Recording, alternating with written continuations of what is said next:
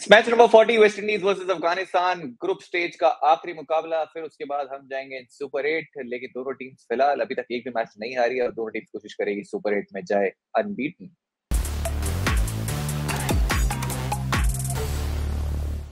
Hello, welcome back to super over powered by FanCode. मैं हूं पीयूष शर्मा और हमारे साथ में है बिल्कुल वेस्ट इंडीज कलर्स में लग रहे हैं एकदम शाखा चुपड़ा।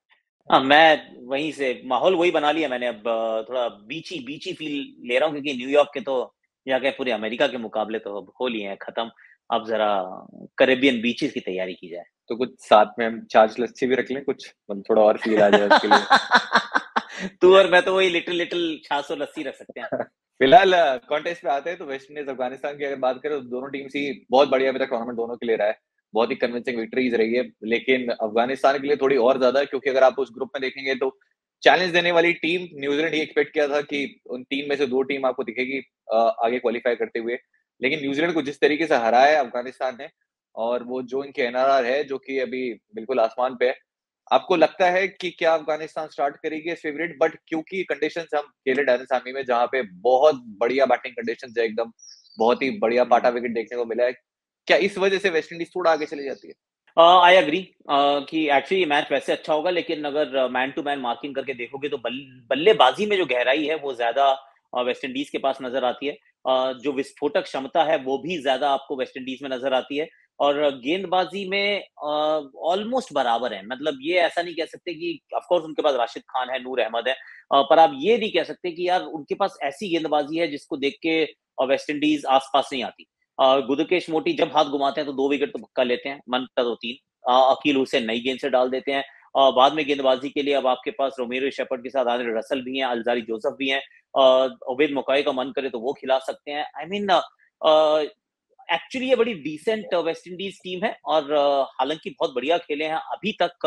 अगर आप अफगानिस्तान के सफर को देखें, लेकिन वो सफर का भी जो जो सफलता की जो चीजें बुनी ज्यादा है वो फजल हक फारूकी ने बुनी है।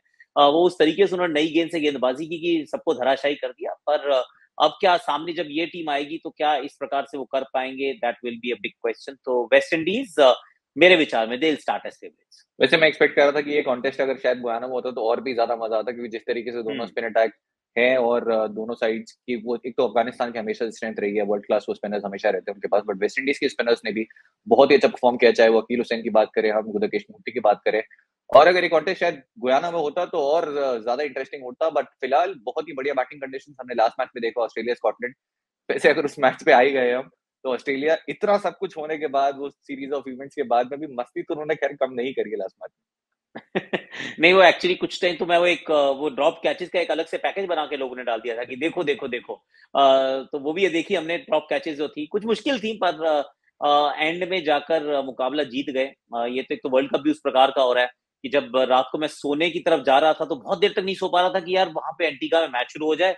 और जब उठा तो पहली सोच यही थी कि अब इंग्लैंड बाहर तो नहीं हो गई कहीं, मतलब अच्छा नहीं हुई, चलो थैंक गॉड। फिर देखो अरे ऑस्ट्रेलिया के मैच का क्या चल रहा है, वहां पर भी स्कॉटलैंड इतने रन बना चुकी है और पूरी तरह से आउट ऑफ द वुड्स तो नहीं थी ऑस्ट्रेलिया की टीम बल्लेबाजी में। पहले Travis Head, then Marcus Stoinis और Tim David towards the end मुकाबला जीत जाते हैं। पर थोड़ा सा तो मानना पड़ेगा, स्कॉटलैंड ने एक तो क्रिकेट अच्छी खेली है और एक्चुअली इंप्रेसिव क्रिकेट खेली है, लेट्स बी फेयर। पर ये बड़ी खराब बात होती अगर वहां बारिश की वजह से वो नमीबिया वाला मैच ही ना होता, तो फिर तो ये अनफेयर था कि डिफेंडिंग चैंपियन सिर्फ बारिश की वजह से बाहर हो जाएं। That makes no logic whatsoever.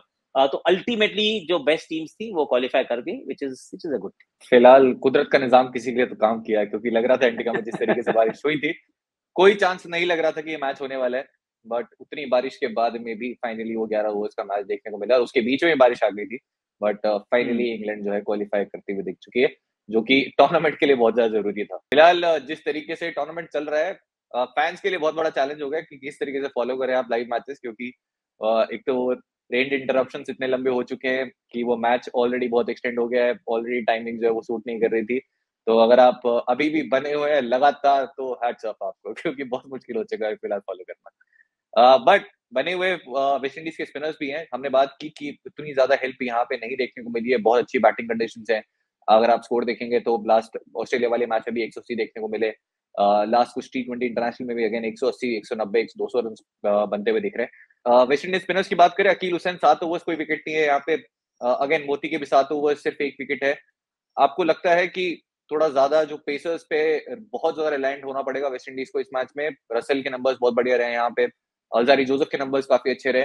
क्या पेसर्स ज़्यादा गेम में रहेंगे? क्योंकि स्पिनर्स के लिए कुछ रहा नहीं है ना वेस्ट इंडीज़ स्पिनर्स को यहाँ ओके, पे विकेट मिले और ठीक पेसर्स है। का मतलब रिकॉर्ड भी अच्छा रहा है। नहीं, बात आपकी सही है और पेसर्स ने अभी तक प्रदर्शन वैसे ठीक-ठाक भी किया है। अगर आप अल्जारी जोसेफ को देखें जिस तरीके से उन्होंने गेंदबाजी की है, आंद्रे रसल का विकेट टेकिंग फॉर्म जो है वो पिछले 1 साल से मतलब अब वापस सा आ गया ऐसा लग रहा है, कूद-कूद के बॉल भी खुद अपनी बॉल पे पकड़ लेते हैं।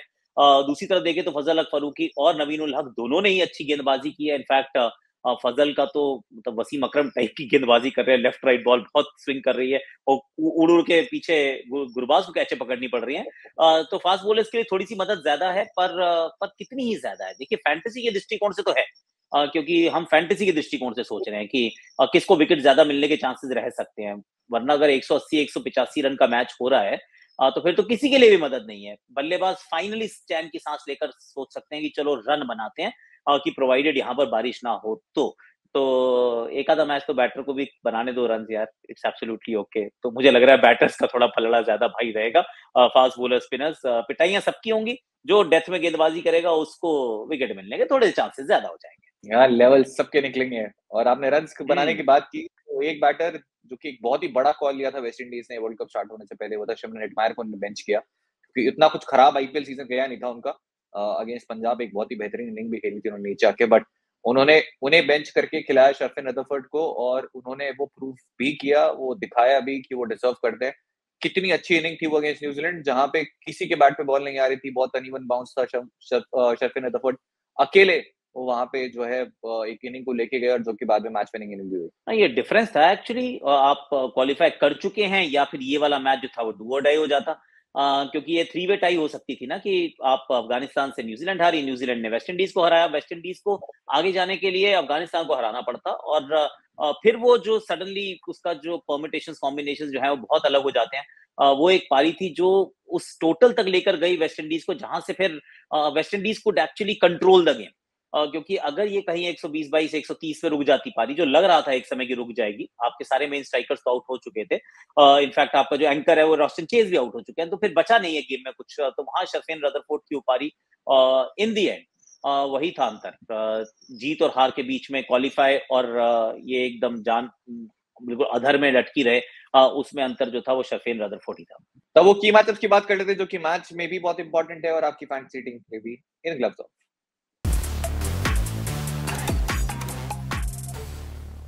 तो हम मैचअप की बात करें और राशिद खान का नाम ना आए ऐसा हो नहीं सकता। तो ऑलमोस्ट पूरी टीम को परेशान किया हुआ उन्होंने। रसेल की अगर बात करें टी20 5 डिसमिसल है, कुछ 13.5 का एवरेज है। जॉनसन चार्ल्स की बात करें 3 डिसमिसल 7 का एवरेज है। रोमिन पॉवेल की वो हिस्ट्री रही है काफ़ी पुरानी बुगली के अगेंस्ट 2 डिसमिसल उनके अगेंस्ट भी है। निकोलस पूरन के अगेंस्ट 2 डिसमिसल है और निकोलस पूरन वर्सेस हमने कुलदीप यादव देखा था आईपीएल में। बिल्कुल वो कुलदीप की उंगली रीड नहीं कर रहे थे। नूर अहमद के अगेंस्ट भी वही मैचअप आपको दिखेगा 8 बॉल में 2 डिसमिसल है उनके अगेंस्ट भी। बट कंडीशंस उतनी स्पिन फ्रेंडली है नहीं। आपको लगता है कि अगर शायद कहीं हम और किसी और वेन्यू पे होते तो शायद ये बैटल अफगान स्पिनर्स को हम दे देते ऑलरेडी। बट क्या आपको लगता है कि क्योंकि कंडीशंस उतनी फ्रेंडली नहीं है, क्या आपको लगता है अभी भी डोमिनेट कर पाएँगे अफगान स्पिनर्स? डोमिनेट तो शायद ना कर पाए एक्चुअली अच्छी गेंदबाजी फिर भी करेंगे क्योंकि अच्छी करते ही हैं। तो ये बहुत रेयर होता है कि आपको अफगान के चाहे वो राशिद हों या फिर नूर हो वो 4 में 40 खाते हुए नजर नहीं आते हैं। वंस इन अ वाइल होता है, साल में एक आधा कोई दिन खराब होता है, उसके अलावा वो इकोनॉमिकल तो हमेशा होते हैं और विकेट्स भी चटकाते हैं डिपेंडिंग कि बाकी उनके इर्द गिर्द गेंदबाजों ने क्या किया है, पिच में कितनी मदद है, मैच की सिचुएशन क्या है। क्योंकि कई बार इनके बैटर्स उतने रन को नहीं देते हैं। अगर आप अफगानिस्तान के मैचेस देखें, अफगानिस्तान क्रिकेट टीम के मतलब बड़ी टीम से अपने से आगे वाली टीम के अगर आप मैचेस देखें तो बहुत बार आप पाएंगे कि यार वैसे तो बहुत अच्छे हैं लेकिन जब इस टीम के लिए खेल रहे हैं तो ऑस्ट्रेलिया के सामने उतना अच्छा नहीं किया होगा, इंडिया के सामने उतना अच्छा नहीं किया होगा एंड यू रियलाइज कि ये हुआ क्या है एग्जैक्टली तो क्योंकि बैटिंग उतनी रन बना के बैटर देकर नहीं जाते हैं और बल्लेबाज भी फिर इनको थोड़ा डिफेंसिव खेल लेते हैं तो अच्छी गेंदबाजी करेंगे इसमें तो कोई डाउट नहीं है। पर जिस तरीके की परिस्थितियां हैं वंस अगेन अगर वो गयाना वाला मैच होता या वहां तो फिर हम कहते हैं हाँ यार 2 स्पिनर्स नबी साथ में तीसरे स्पिनर अभी तो मुजीब नहीं है नहीं तो 4 स्पिनर्स तो ये 6-7 विकेट तो पक्का लेकर जाएंगे।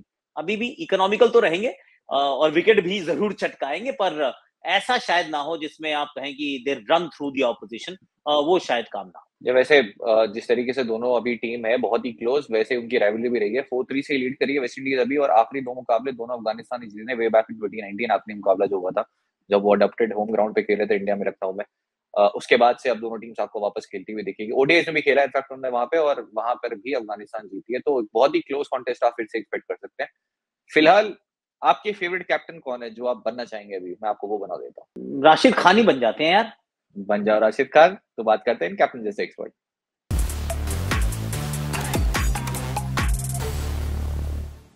तो बताइए क्या होगी आपकी अप्रोच अगर आप राशिद खान है, क्योंकि सब कुछ बढ़िया चल रहा है जिंदगी में, मजे ही मजे हो रहे हैं, टॉप ऑफ द टेबल बने हुए हैं आप, एनआरआर जो है वो आसमान पे है। अभी तक चैलेंज आपको फेस करने को मिला ही नहीं है बिल्कुल, बट क्या आप एक्चुअली चैलेंज फेस करना चाहेंगे इस मैच में, क्योंकि आगे टफर चैलेंज आपको ऑब्वियसली मिलने वाले हैं। हाँ, मतलब चैलेंजेस तो होने वाले हैं। भारत के ग्रुप में आएंगे ये, आएंगे नहीं, आ चुके हैं ये। ऑस्ट्रेलिया भी आपको यहाँ मिलने वाली है। तो अभी तक तो आपने बहुत अच्छा किया है, लेकिन यहाँ से असली लड़ाई यहाँ से शुरू होती है, क्योंकि सिर्फ क्वालिफिकेशन सुपर 8 में पहुंचना ये अफगानिस्तान का ड्रीम तो नहीं हो सकता है ना। अफगानिस्तान का ड्रीम होगा कि और आगे जाए। टी20 अगर बहुत सारे जर्नीमैन हमारे पास हैं जो बहुत टी20 खेलते हैं, तो इस फॉर्मेट के अंदर अपना दबदबा बनाए, और क्योंकि परिस्थितियां उनको ये सूट भी कर रही है। ऑस्ट्रेलिया में नहीं है वर्ल्ड कप। ये वर्ल्ड कप जो है ये कैरेबियन कंडीशंस में, इन्होंने तो वैसे भी यूएस में मैचेस ही नहीं खेले। तो इनका बड़ा अच्छा एक्चुअली सूट करता है जहां पर इन्होंने मैचेस खेले हैं और जहां इन्होंने अगले मैचेस खेलने हैं। तो राशिद तो सिर्फ यही कहेंगे, भैया बल्लेबाजों रन बनाओ, क्योंकि ये टीम अगर रन बल्लेबाज इनके बना देते हैं, जिसमें गुरबाज और इब्राहिम जादरान के ऊपर ऑब्वियसली फोकस ज्यादा रहता है। दोनों ओपन भी करते हैं, दोनों अच्छा भी खेलते हैं, दोनों लंबी पारियां एक एक तो डेफिनेटली खेल चुके हैं। तो उनपे एक बार फिर फोकस होगा। अपने बैटर्स को बोलना होगा कि यार तुम रन बनाओ, तो बॉलिंग में हम संभाल लेंगे। तो ये हो सकता है कि ये टीम थोड़ी अलग रणनीति से भी शायद उतर जाए कि चलो हम ना ऐसा करते हैं, पहले बैटिंग कर लेते हैं।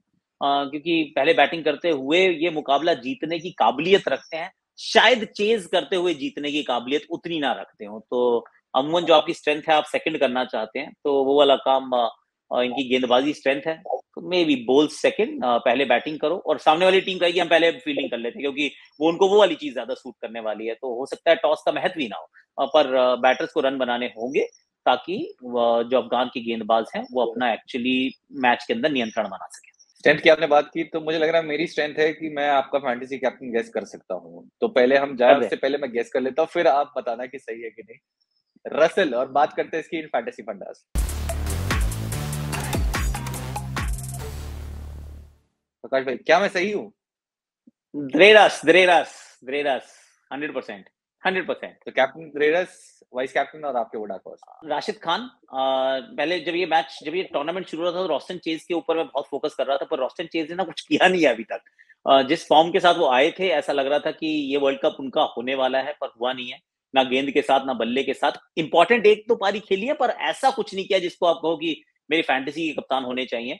हालांकि ये दोनों काम करते हैं, बैटिंग भी करते हैं, बॉलिंग भी करते हैं। तो दूसरे जो होंगे वो राशिद खान होंगे, क्योंकि गेंदबाज कमाल के हैं। दूसरा, मैं स्मॉल लीग खेलता हूँ, बहुत टीमों में ये वाइस कप्तान कप्तान मिलने वाले हैं। और बैटिंग में भी हो सकता है कि यहाँ पे तो बैटिंग का भी कंट्रीब्यूशन हो जाए, क्योंकि एज डिस्कस्ड अर्लियर, बैटिंग उतना अच्छा ये टीम नहीं करती है। तो ऐसे में जो नंबर 6-7 पे खेलते हैं, उसकी बैटिंग पूरी आती है। तो वो अजमतुल्लाह, उमर जाई से इनके ऑलराउंडर सारे शुरू ही हो जाते हैं। तो यहाँ पे मुझे लगता है कि एक तरफ आंद्रे रसल, दूसरी तरफ Rashid Khan. These are my captaincy and vice captaincy choices.